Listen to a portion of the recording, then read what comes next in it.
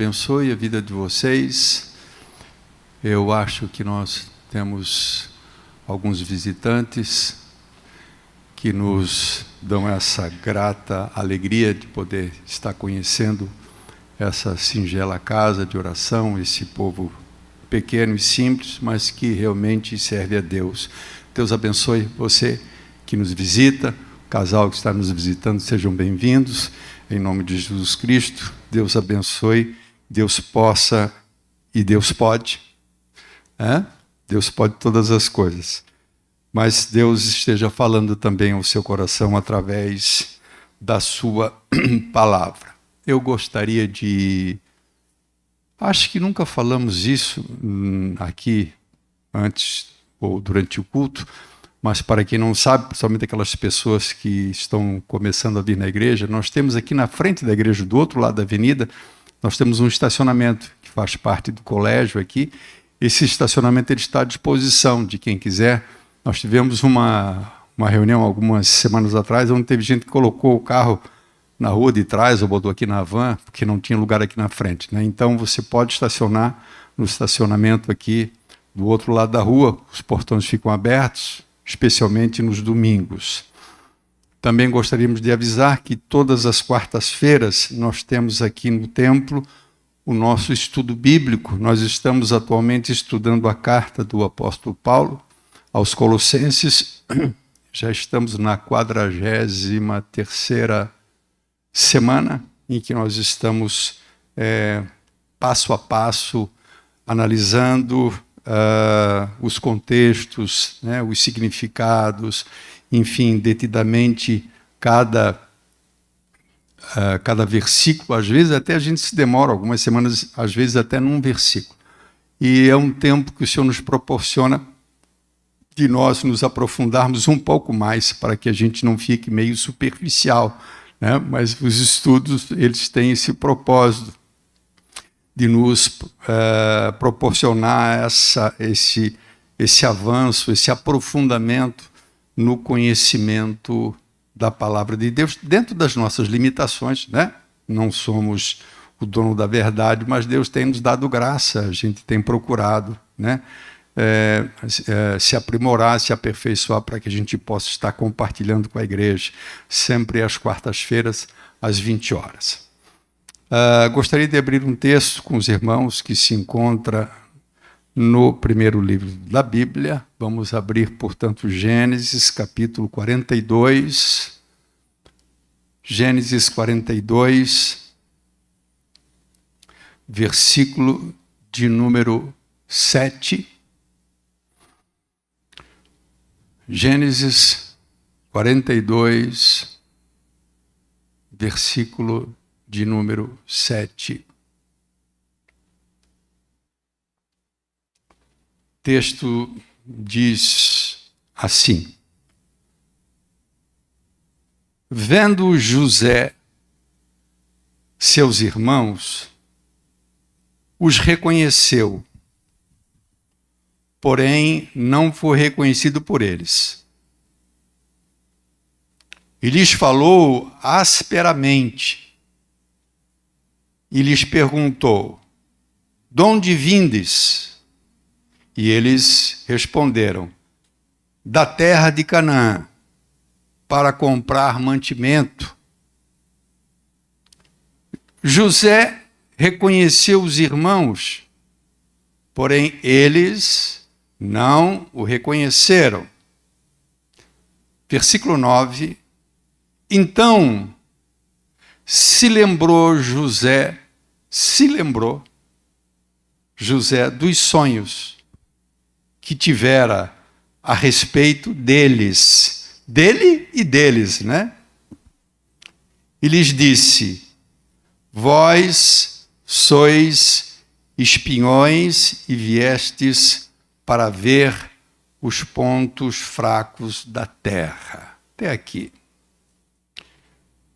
Na verdade, eu gostaria de focalizar, de enfatizar e me deter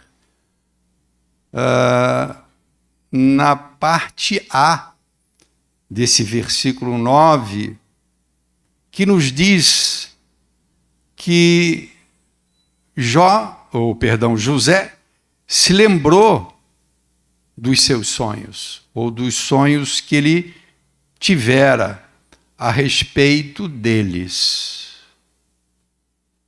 José, 13 anos, ou talvez 14 anos, porque já estava no 2º ano de fome na terra do Egito, e ele foi levado a governador depois de 13 anos de que saiu da sua terra, né? Então, acho que 15 anos antes disso, Deus havia dado 2 sonhos, pelo menos, a José, e eu quero entender que não eram simplesmente sonhos. Na verdade, quando conhecemos a história de José, depreendemos, concluímos que foi mais do que simplesmente um sonho, mas foi uma revelação daquilo que Deus iria fazer na vida deste homem, e não somente na vida dele, mas na vida de seus irmãos. Mas especificamente nesta noite quero falar sobre aquilo que posso considerar um projeto, um plano que Deus estabeleceu para a vida deste jovem, porque mesmo quando chega ao cargo de governador da maior potência mundial de então, né, isso foi um projeto de Deus, né? E jovem porque ele chega a essa posição aos 30 anos de idade. Mas muitas coisas sucedem na vida de José antes que o grande projeto, se podemos assim dizer, não propriamente pelo cargo que ele ocuparia, mas pelo que Deus faria na vida de José. E esse projeto, ele culmina justamente quando José é empossado, mas nós podemos dizer que o projeto no coração de Deus começa a se realizar muito antes dele chegar a essa posição. E em cima daquilo, do muito ou do pouco que você sabe sobre a história deste homem de Deus, que foi usado por Deus, eu gostaria de tirar 5 conclusões importantes sobre ou quando nós nos debruçamos e lemos um pouquinho sobre o que Deus faz, sobre o que Deus projeta e sobre o que Deus faz na vida de José.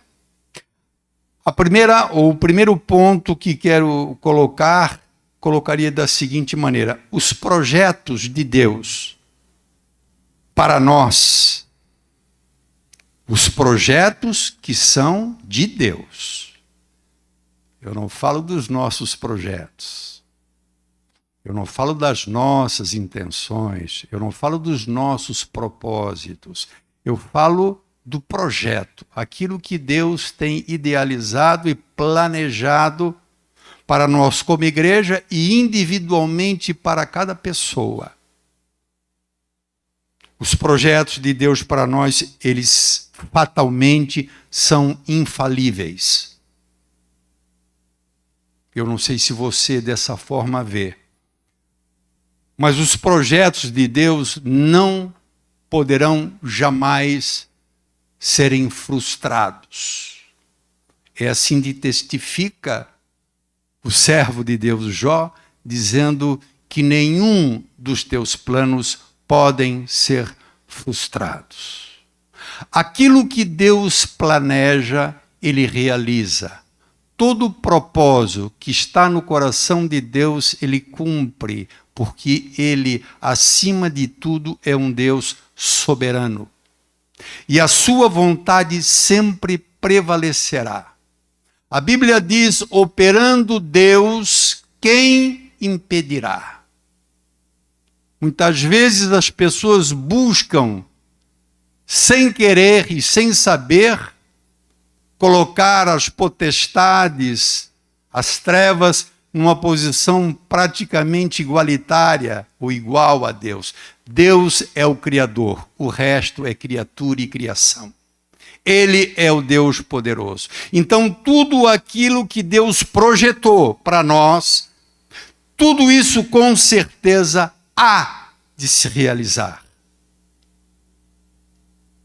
O projeto de Deus para José era fazê-lo não somente hierarquicamente superior a seus irmãos, porque um dos sonhos que José tem da parte de Deus, numa ocasião, é quando ele se vê diante dos seus irmãos, o molho de trigo que era dele, cercado pelos molhos de trigo dos irmãos, e esses molhos curvavam-se diante do seu molho de trigo.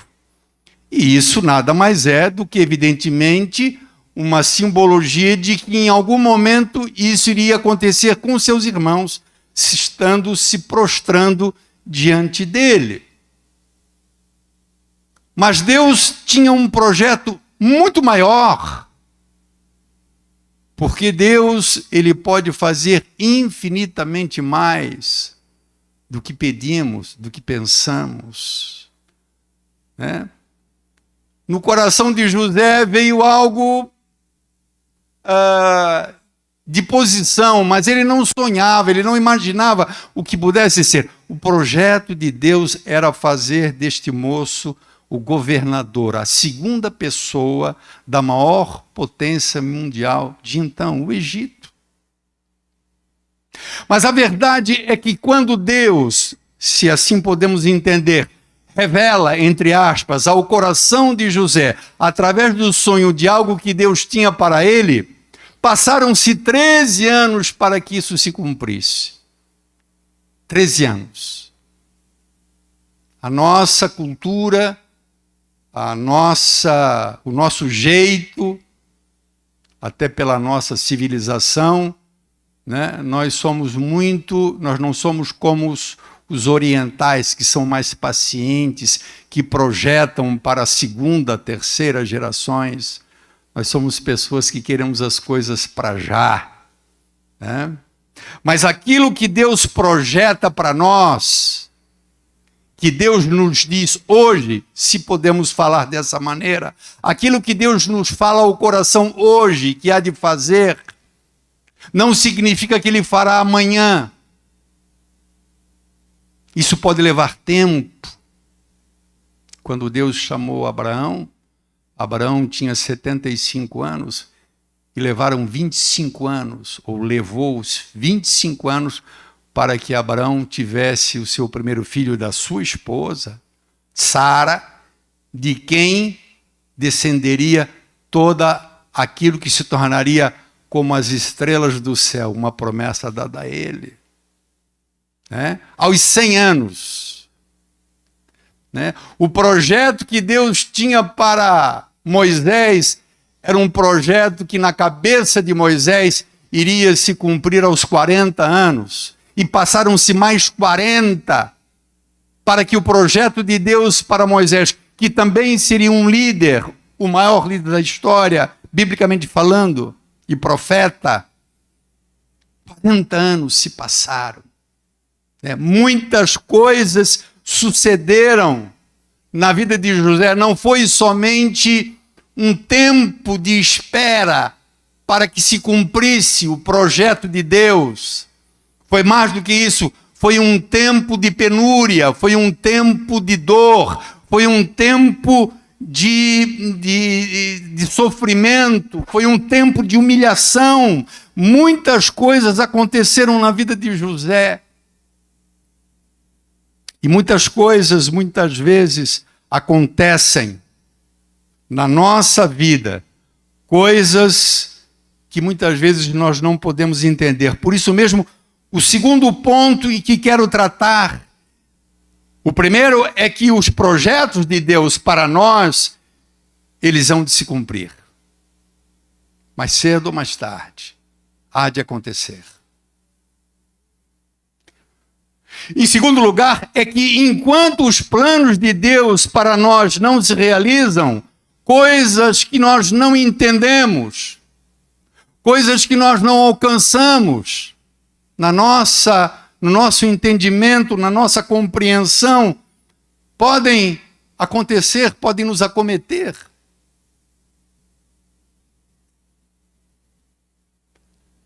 Se alguém tem conhecimento de que o projeto de Deus para esse garoto era ele se tornar o governador da maior nação do mundo, qual seria o caminho imaginado por essa pessoa que tomasse conhecimento? Bom, ele vai ser levado por uma grande faculdade, ele vai se tornar aí um estudante de Harvard, ele vai ser treinado pelos melhores professores de economia, de administração, aliás, ou ele vai ser um governador, ele vai ser um administrador, vai ser o homem das finanças de Faraó. Então nós podemos imaginar que o caminho de José seria um caminho de ascendência, depois que se é estabelecido o plano de Deus para a vida desse homem, mas é um caminho de descida. Ironicamente, é um caminho de queda aos olhos humanos. O próprio José, posso imaginar, que no meio dessa trajetória, talvez ele tenha até se esquecido dos sonhos que ele considerava ou considerou em certo tempo em seu coração algo que Deus idealizou iria fazer na sua vida.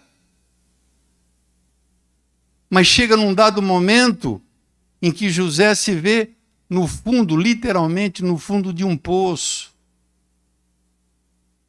A primeira coisa que acontece com José é que ele é jogado numa cisterna, sem água, numa cova, pelos irmãos.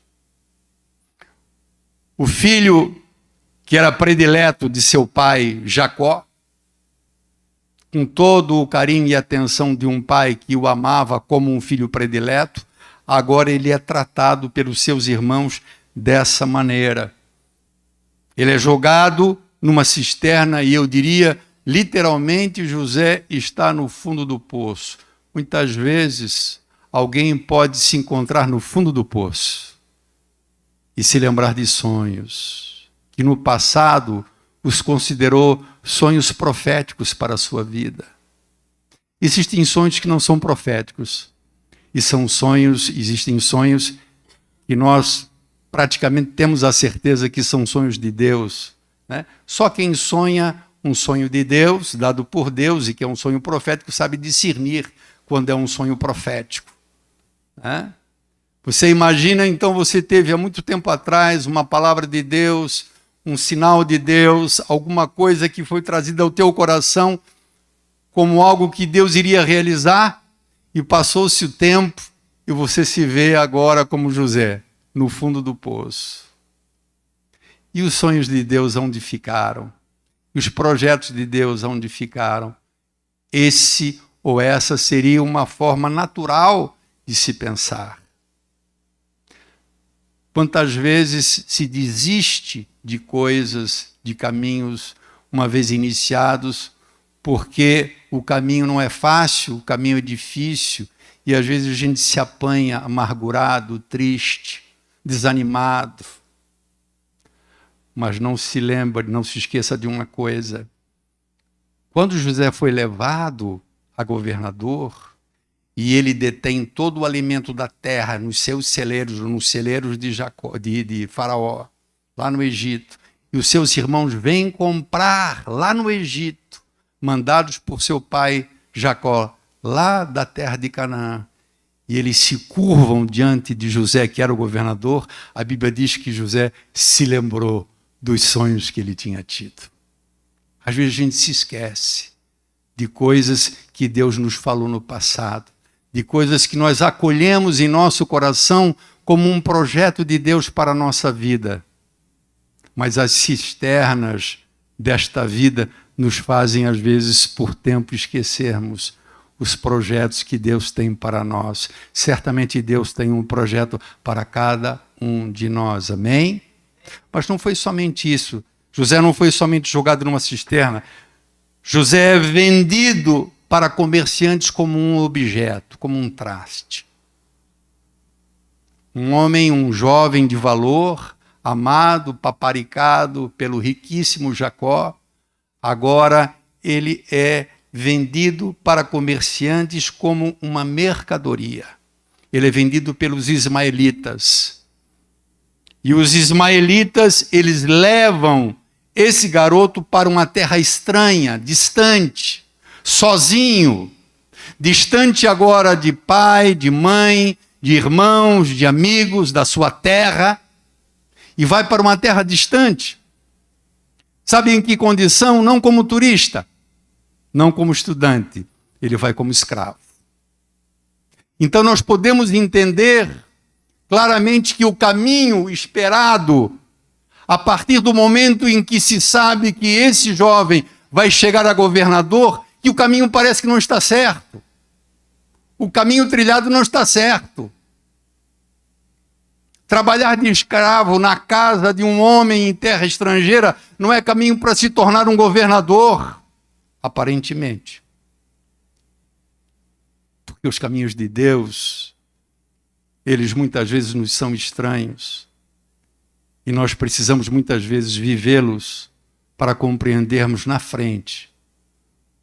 Não vá pensar você que José entendeu isso no momento em que ele se vê naquela cisterna, no momento em que ele é levado para passar por tudo isso, como um escravo, vendido como uma mercadoria. Claro que José, de certa forma, não entendia, mas quando tudo acontece, no final, ele passa a entender o que Deus fez, e ele vai dar, depois nós vamos ler no final, ele vai dar o veredito final, é José que vai dar. E ele vai atribuir tudo o que aconteceu somente a Deus, e a mais ninguém, isentando até de culpa os próprios irmãos que o venderam. Ele é levado para uma terra estranha, sozinho e feito escravo. Ele é comprado como um escravo. Mas como se isso fosse pouco, José, ele ainda é posteriormente preso como um criminoso, injustamente, sendo ele inocente. É difícil a gente entender que tudo isso é um plano de Deus. É muito difícil porque a gente sempre vai entender o plano de Deus como sendo aquele pai no nosso molde. Pai bom para nós é o que nós entendemos e que vemos humanamente como um pai bom. Mas a bondade de Deus, ela é a verdadeira bondade. E sempre primará por nos aperfeiçoar e nos levar a um estado melhor. E muitas vezes nós, pais, humanos, através da nossa bondade, nós estragamos os nossos filhos. Não damos a eles o melhor caminho. Mas Deus sabia o que estava fazendo. E José vai ser preso, injustamente, não merecendo ser preso. O terceiro ponto que quero falar é que o fato de nós passarmos, assim como José passou, por esses momentos ruins, por essas adversidades, antes que se cumpra o projeto de Deus para nós. Isso não significa que Deus nos rejeitou ou que Deus de nós se afastou. Porque este é o momento crucial para que isso suceda. Ou seja, que a gente desenvolva esse pensamento buscando o nosso erro E às vezes até pode ser uma disciplina, um ato disciplinar de Deus por um erro, por uma falha, né, por um vacilo, e às vezes grande, né? E Deus nos disciplina no sentido de nos endireitar, de nos trazermos a um caminho bom. Mas o fato de nós passarmos por aquilo que, por exemplo, José passou, né, não significa que Deus tenha nos rejeitado ou que Deus de nós se afastou. E a Bíblia, eu acho interessantíssimo, isso, quando eu leio José, quando eu leio Gênesis a partir de 38 ali, o que mais me chama a atenção é a ação proposital da palavra de Deus em mostrar que no momento mais difícil de José, e não foi uma enfermidade, né? Não foi um acometimento natural, foi um ato injusto o que sucedeu com esse jovem, né? E alguém poderia dizer, que Deus é esse? Por que eu digo que Deus é esse? Porque no versículo 2 do capítulo 39, ele sucede, claro, evidentemente, o versículo 1 que diz, José foi levado para o Egito, e Potifar, oficial de Faraó, comandante da guarda egípcio, o comprou dos comerciantes, dos ismaelitas, que o tinham levado para lá. Ele comprou José como uma mercadoria e ele é feito um escravo. Versículo 1. Mas no versículo 2, a Bíblia diz, mas o Senhor era com José.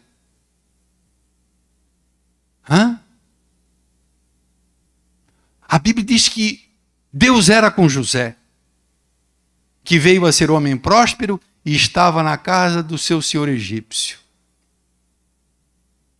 Que Deus é esse e como assim Deus era com José, permitindo que ele fosse vendido pelos irmãos e agora assumindo uma posição de escravo? E como se fosse pouco, porque certamente, se fosse uma vez só, entendo eu que fatalmente isso nos escaparia, esse detalhe, da Bíblia dizer que Deus era com José, logo a seguir, depois de ter dito que que José foi injustiçado. Mas veja um pouquinho mais à frente, no capítulo 39, o mesmo, só que no versículo de número 21. Antes, o versículo 3 desse capítulo, algo interessante. Era evidente, nós entendemos, que Deus era com José. Muito embora a gente possa, a princípio, pensar, puxa, né? Por quê? Porque o versículo 3 diz que vendo Potifar, ele estava olhando um escravo. Ele estava olhando uma pessoa que ele comprou. Mas Potifar viu que o Senhor era com ele, com José.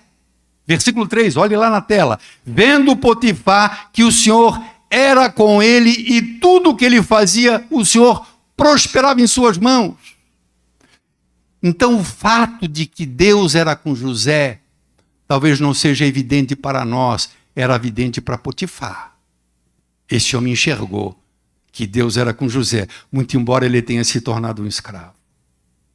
No versículo de número 20, diz assim, e aí no versículo 20, claro, já estamos aqui diante daquela situação em que José agora é injustiçado pela esposa de Potifar, que se agradou de José, que era um homem bonito, e ela quis ter um ato de adultério com ele, e ele rejeita, ele não aceita, e ela se torna injusta. Além de tentar levá-lo a um ato de adultério e pecar, e se tornar infiel a Deus e ao seu esposo, ao seu senhor Potifar, né? Essa mulher agora, não contente com isso, o denuncia, como se ele tivesse procurado ela, forçar ela.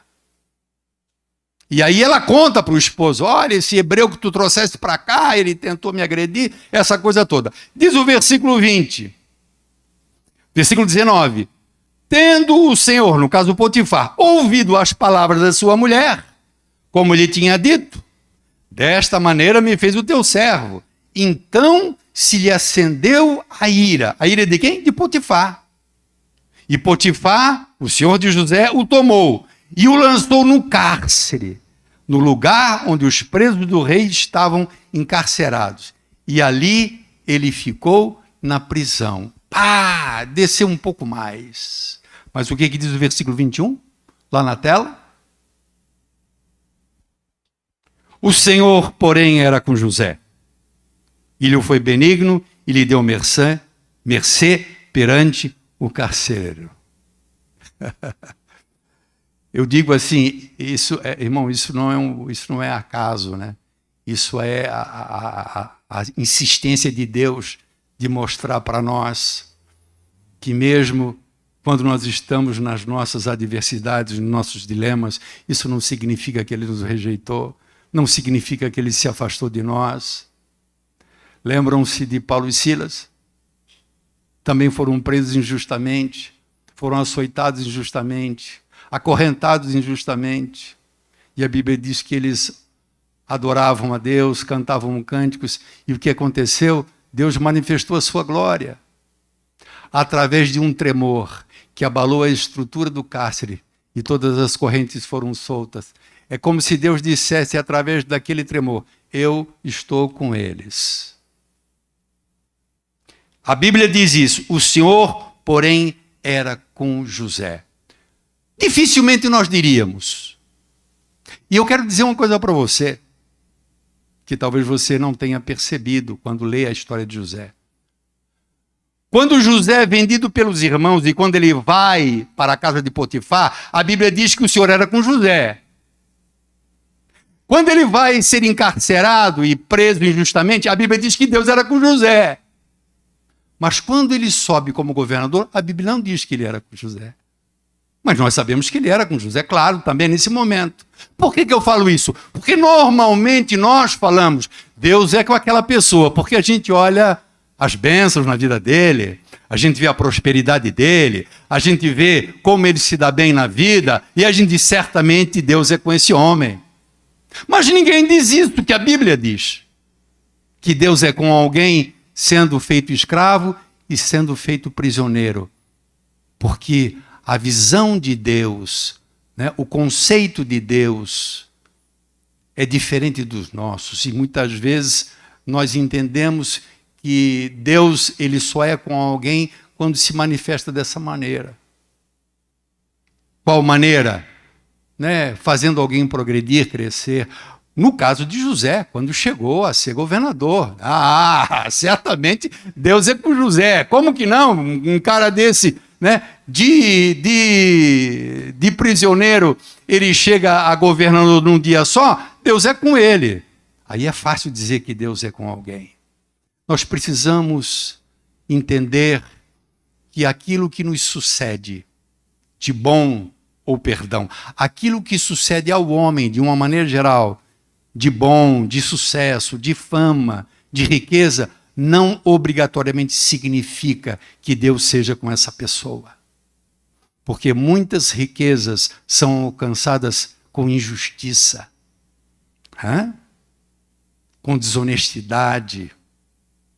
Por outro lado, nós não podemos jamais dizer que alguém que está sendo provado, que Deus não está com ele, ou que Deus o rejeitou. Essa foi a opinião dos amigos de Jó, e eu acho que não eram amigos. O camarada passando aquele apuro que ele estava passando, né? E ao invés de darem uma palavra de ânimo, né? Disseram só, olha, tem alguma coisa errada contigo, e a tua mão de Deus descarregou sobre ti, né? Que não era nada disso, né?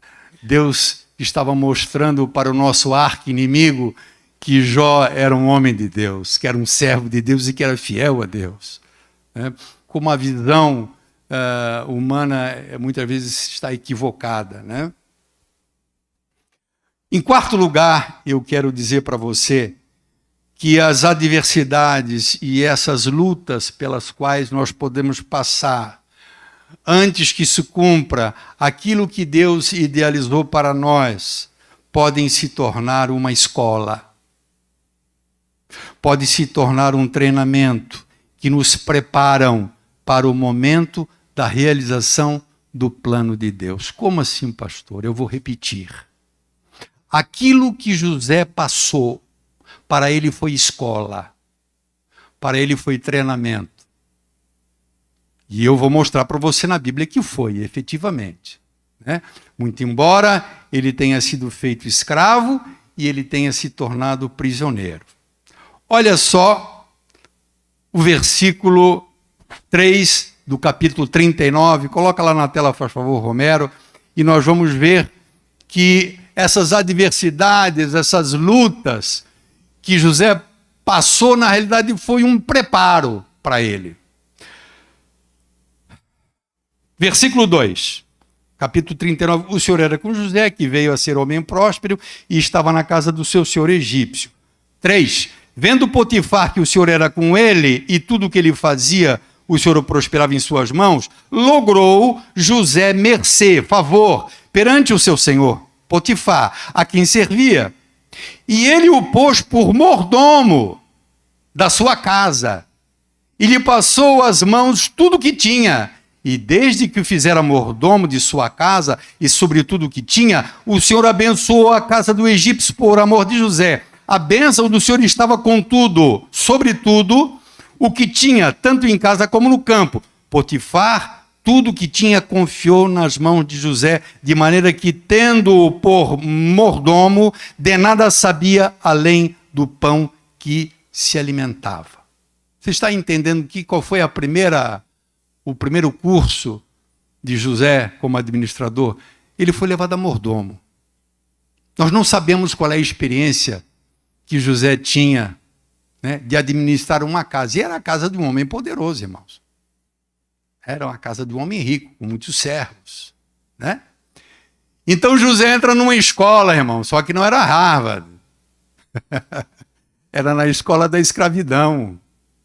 Mas ele começa a aprender ali, a lidar com coisas que depois ele faria numa dimensão muito maior, em ser um mordomo do Egito inteiro, né, e cuidar de todo o trigo. Ele cuidava da alimentação da casa. Interessante como as lutas e as coisas pelas quais a gente passa, né, podem se tornar uma escola para nós, um ensino para nós, nos preparando para algo, como diz o pastor Nel, algo maior. O pastor Nel sempre fala, né, que Deus muitas vezes está nos preparando para algo grande, para algo maior. Né? E não é só aqui, não é só na casa de Potifar. Quando ele vai para o cárcere, ele também se torna lá meio que um administrador, irmão. Não é verdade? Olha lá no 39, 21. O Senhor, porém, era com José, e lhe foi benigno, e lhe deu mercê perante o carcereiro, o qual confiou nas mãos de José todos os presos que estavam no cárcere com ele. Ele fazia tudo quanto se devia fazer ali. E nenhum cuidado tinha o carcereiro de todas as coisas que estavam nas mãos de José, porque o Senhor era com José, e tudo o que ele fazia, o Senhor prosperava. José, ele tinha um cargo também dentro da cadeia, irmão. Ele não foi alguém ansioso, né? Alguém está dizendo assim, puxa, pastor, tu está fazendo uma forçação de barra. Não, eu estou dizendo, né, que essas coisas contribuíram. Muitas vezes, a Bíblia diz que foste fiel no pouco, sobre muito te colocarei. Né? E muitas vezes na nossa vida é assim. Né? A gente é fiel no pouquinho, naquilo que se inicia, e muitas vezes Deus depois nos coloca em coisas maiores. Né? Então essas adversidades, elas se tornam, né, uma escola, um treinamento que nos prepara. Toda a nossa vivência, especialmente os momentos amargos, especialmente os momentos difíceis, nos ensinam, nos preparam. Né? Eu não sei se eu comentei aqui na igreja, muitos anos atrás, recém-convertido ainda, eu era, e eu vi de um camarada que era um cara comum, não era um crente, não era... E nós estávamos fazendo uma visita, eu mais um casal da igreja, onde congregávamos, e ele disse que os seus grandes professores foram os seus grandes inimigos. Ensinaram muito para ele. Não tinham essa intenção, mas eu entendi o que ele quis dizer. Então, as tormentas da vida, as situações pelas quais a gente passa, Deus usa. Por isso que a Bíblia ela é certíssima em afirmar que todas as coisas cooperam para o bem daqueles que amam a Deus e que são chamados segundo o seu decreto. Finalmente, o quinto ponto é que as adversidades, esses momentos pelos quais passamos, antes que se cumpra definitivamente aquilo que Deus tem para nós, essas lutas, essas coisas ruins aos nossos olhos que nós experimentamos, essas coisas aperfeiçoam o nosso coração. O que eu quero dizer com isso é que essas coisas, os sofrimentos, as dores, as perdas, eles nos humanizam, nos tornam mais humanos, porque a gente sabe o que é sofrer. A gente sabe o que é padecer, assim como Cristo soube o que é padecer e soube o que é sofrer, a Bíblia diz, por isso ele também de nós tem misericórdia e nos entende, porque ele viveu isso. Padecer, isso nos humaniza, isso amolece o nosso coração. Amolece o nosso coração. Por que eu posso dizer isso? Qualquer pessoa no lugar de José, depois de ter sido levado ao cargo que ele ocupou, como governador, ou seja, depois de Faraó, o homem mais poderoso do Egito, ele teria toda a autoridade para se vingar de seus irmãos. Estavam diante dele, ele poderia prendê-los. Tranquilamente. Ali naquele momento, José podia manifestar um coração vingativo. Porque o que eles fizeram com José, irmãos, cá para nós, mas não somente os irmãos, a gente dificilmente pensa sobre isso, mas ele podia ter se vingado da mulher de Potifar. A Bíblia não faz menção a isso. Porque certamente se ele tivesse se vingado, a Bíblia citaria isso. E ela bem seria merecedora de um julgamento. Como também o seu esposo Potifar, que conhecia José, conhecia o caráter de José e preferiu confiar na sua mulher do que em José, que era um servo que o servia com toda integridade. Então José poderia ter se vingado dessas pessoas, mas Deus lhe concedeu um coração magnânimo, um coração misericordioso, um coração sensível e um coração sábio. Porque Deus mostrou para José, eu entendo que isso contribuiu muito para que José não exercesse um ato vingativo sobre os irmãos. Deus mostrou a ele, a José, que Deus tinha feito isso. Que os seus irmãos foram tão somente um instrumento de Deus. José estava sendo levado para o Egito, como ele mesmo diz, para preservar toda a família, porque a fome iria vir e como efetivamente veio sobre todas aquelas nações. Então toda a família se perderia. Então José diz que Deus trouxe ele para lá para preservação, para que pudesse se cumprir o projeto de Deus dado ou deixado a Abraão. José, ele manifesta um coração realmente misericordioso, esse coração que eu até duvido que ele tivesse esse coração quando ele tem aqueles sonhos. Não sei se você se lembra quando ele tem os sonhos. Ele tinha 17 anos de idade e dá a impressão que ele era um menino meio metido. Por que, pastor, que você diz que José era um menino meio metido? Porque quando ele tem o sonho, se é um homem sábio, ele vai guardar no coração o sonho. Mas ele, o que ele faz? ele conta para os irmãos como se fosse uma vantagem. Você perceba, leia depois em casa. Deus lhe dá o sonho e ele chega para os irmãos: eu tive um sonho, hein? Eu tive um sonho. O meu molho de trigo estava no meio de vocês e se curvavam. E isso trouxe mais ira ainda aos irmãos, porque os irmãos já tinham inveja dele e ciúme, porque ele era o filho predileto de Jacó. Já havia esse problema. Então José tinha que ser cuidadoso, mas José era um menino que precisava ser trabalhado. Esse grande projeto de Deus, de fazer um garoto, um governador de uma nação, certamente Deus iria forjar um homem de verdade.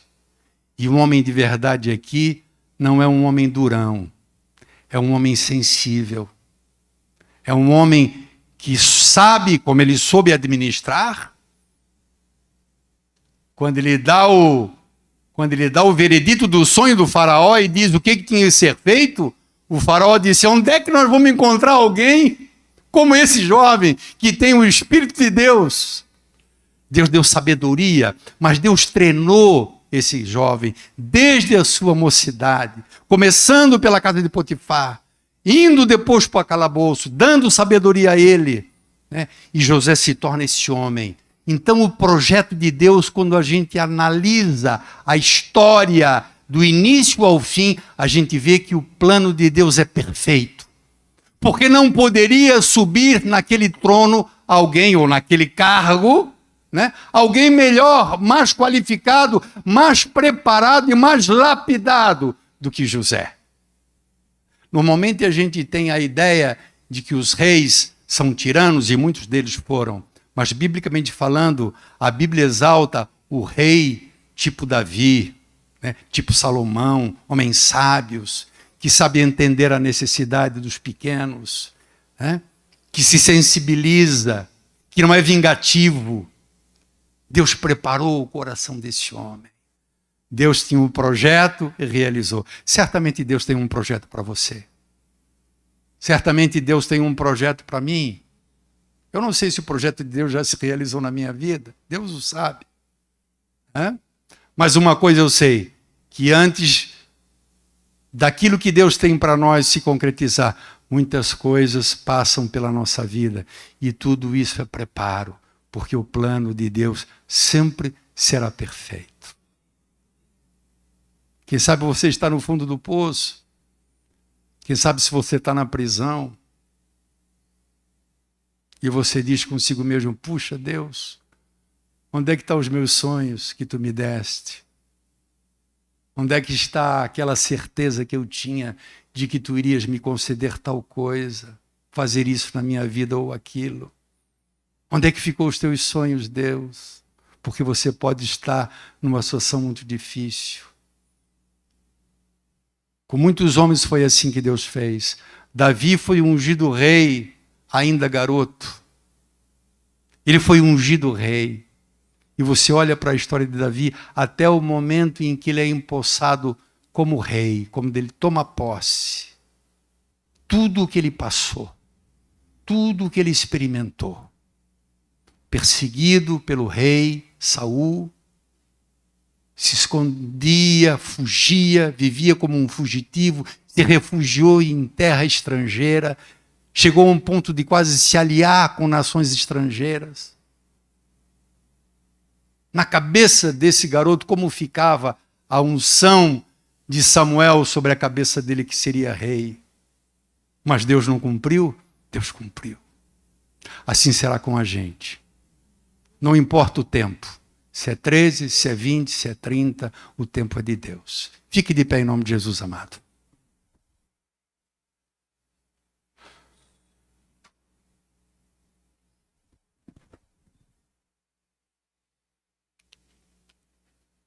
Certamente essa palavra nos fala, é claro. Deus nos fala forte ao nosso coração, E por isso a necessidade de nós constantemente sermos nutridos pela palavra de Deus. Porque a palavra de Deus ela nos habilita, ela nos fortalece, ela nos capacita, ela nos levanta, ela nos faz olhar para nós mesmos quando necessário for. Mas hoje, o recado de Deus é que não devemos olhar para as circunstâncias que vivemos no momento. Eu não sei o que você tem no seu coração, que você aguarda.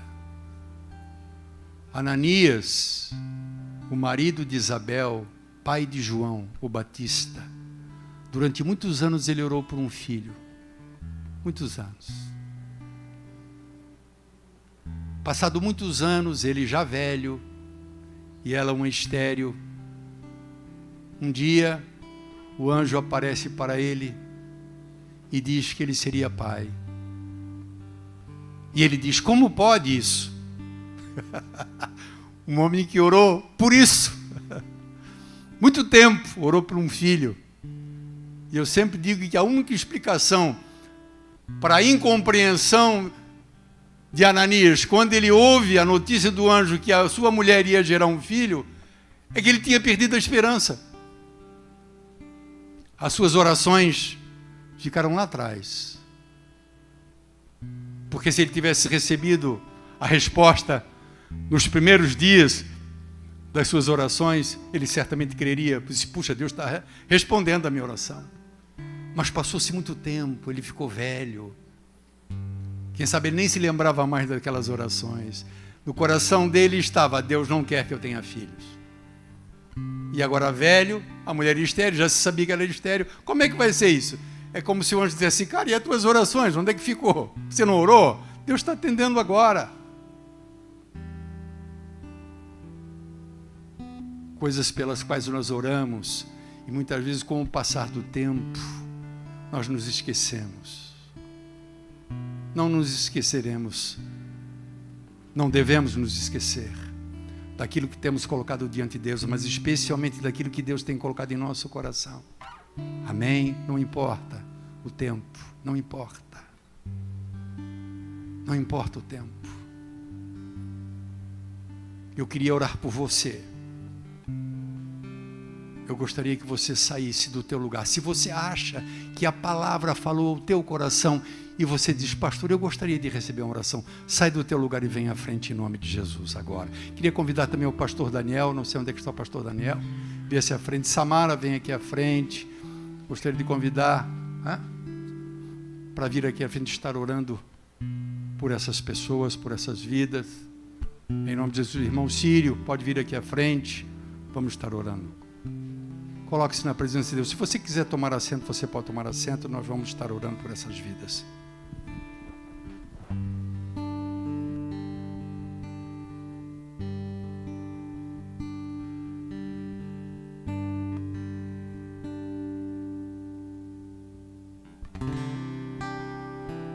As circunstâncias me dizem que esse é o meu fim.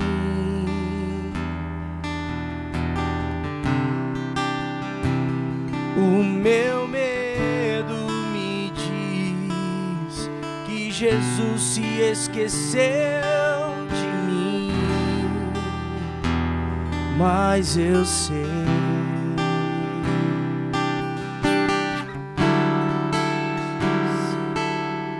de mim.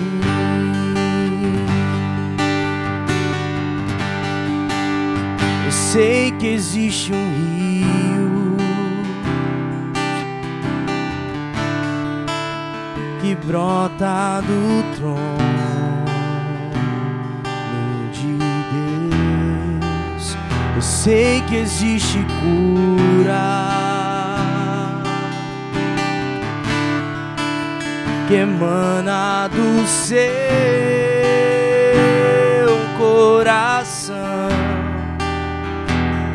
e jamais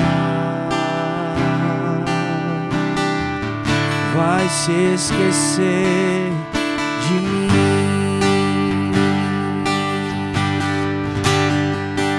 Eu adoro, pois eu sei que existe um rio adoro, pois eu sei que existe cura. Eu adoro, pois eu sei que existe graça. Eu adoro, pois eu sei que tu me amas e jamais vai se esquecer de mim.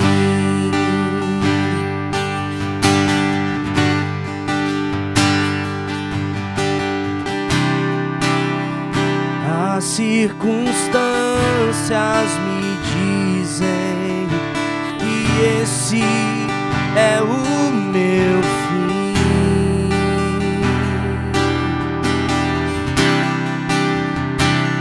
O meu medo me diz que Jesus se esqueceu de mim, mas eu sei que Jesus não se esqueceu de mim.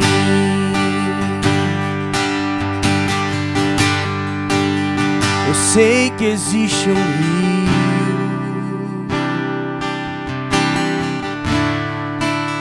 que brota do trono de Deus. Eu sei que existe cura que emana do teu coração e jamais vai se esquecer de mim. Eu adoro, pois eu sei que existe um rio. Eu adoro, pois eu sei que existe cura. Eu adoro, pois eu sei que existe graça. Eu adoro, pois eu sei me amas e jamais vai se esquecer de mim.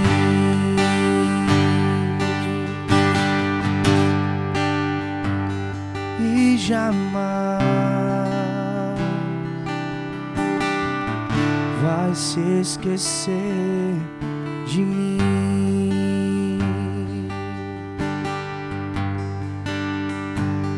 E jamais vai se esquecer de mim. Eu sei que existe um rio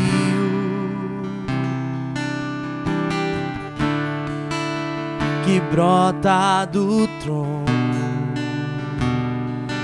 de Deus. Eu sei que existe cura que emana do teu coração e jamais vai se esquecer de mim.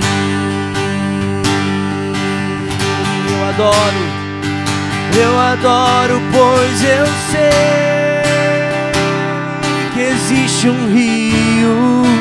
Eu adoro, pois eu sei que existe cura. Eu adoro, pois eu sei que existe graça. Eu adoro, pois eu sei tu me amas e jamais vai se esquecer de mim.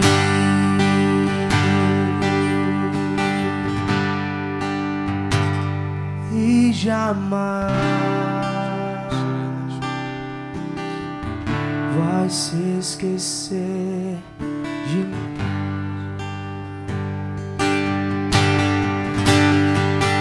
Eu adoro, pois eu sei que existe um rio. Eu adoro, pois eu sei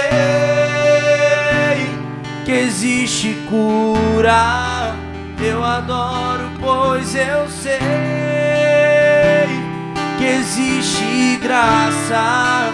Eu adoro, pois eu sei que tu me amas e jamais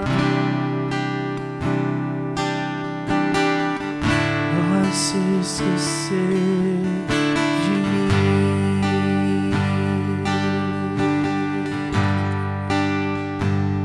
E jamais vai se esquecer de mim. Glória a Jesus. Você pode dar um aplauso. Amém. Glória a Jesus. Glória a Deus. Aleluia. Irmãos, existem coisas que nós vivemos que nós não entendemos. Que palavra, irmãos, que palavra. Essa palavra falou com você, amém? Eu não sei se você é assim, mas eu às vezes paro para pensar assim, Deus, mas o que tem a ver isso que eu estou passando, Senhor, com o propósito que tu tens para a minha vida? Mas o que tem a ver isso, Senhor? Com os discípulos foi em meio à pesca, com Davi foi em meio às guerras, com José foi em meio ao Egito, sendo esquecido pelos familiares. Com você, meu querido, é nessa situação que você não entende. É assim que Deus trabalha. Deus precisava de um homem para governar 7 anos de fartura, o Egito. Precisava também de um homem para governar 7 anos de escassez. Então, meu Deus do céu, como que vou preparar meu filho? Vamos colocar numa casa onde ele vai saber governar em meio à fartura. Ele foi para a casa de Potifar. Administrou. Irmãos, Potifar era o líder, o chefe da segurança de Faraó. Ele era o ministro da justiça. Ele estava numa casa rica, irmãos. Uma casa próspera. Em meio a muitos banquetes, em meio a muita comida, a muita regalia. Eu preciso preparar o meu filho para 7 anos em meio à fartura do Egito. Ele tem que ter cabeça boa para administrar isso. Aí depois 7 anos de fartura, irmãos. Como é que eu vou preparar o meu filho para administrar agora na fartura, na escassez? Em meio à crise, em meio aos problemas, vão botar ele no pior lugar, no meio de uma cela. Não existe lugar mais escasso, irmãos, do que dentro de uma prisão. Escassez de alegria, escassez de alimento, escassez de amizade, escassez de tudo, menos da presença de Deus.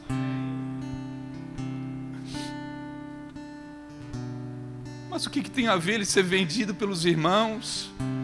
Ser vendido como escravo? Pô, já passou 7 anos de fartura, 7 anos de escassez. Sabe, irmãos, para Deus colocar um homem dele no poder, essa pessoa precisa ser humilde. Aqueles que estão no poder e que são de Deus, essas pessoas têm que ser humildes. Então Deus permitiu que José fosse vendido como uma mercadoria, para que quando ele fosse grande, ele não fosse boçal, como muitos homens são hoje. Ele permitiu que esse homem fosse vendido como uma mercadoria, para que quando ele fosse o maior do Egito, depois de Faraó, ele não pisasse em cima das pessoas, não pisasse em cima da família, ele não se achasse melhor do que ninguém, porque somente alguém que passa por esse processo, irmão, entende as coisas que Deus faz. Sabe, que você receba essa palavra foi muito de Deus, irmãos. Essa palavra foi muito de Deus. Se Deus não falou contigo, irmãos, dorme com essa, mas eu estou saindo daqui, meu Deus do céu. Algumas coisas fizeram sentido para mim hoje, Pai. Hoje. E eu sei, irmãos, que existem coisas que Deus vai fazer na minha vida e na tua vida. Eu sei, eu tenho certeza, você recebe isso em nome de Jesus. Tem coisas que Deus vai fazer na tua vida, na tua casa, no teu ministério, por intermédio de coisas que você está vivendo hoje. Mas como eu posso passar isso no meu casamento? Como eu posso passar isso na minha profissão? Como eu posso passar isso na vida sentimental, na vida afetiva? Como eu posso? Por que eu passei por isso? Por que estou passando? Deus tem um propósito em você passar por isso. E ainda que você não entenda como José não entendeu, todavia lá na frente você entenderá. Não é tempo de entender, é tempo de confiar. É tempo de confiar. É tempo de confiar em Deus. Abraça a pessoa que está do seu lado em nome de Jesus. Abrace Ele. Ah, Deus, Tu és bom demais. Tu és bom demais, Senhor.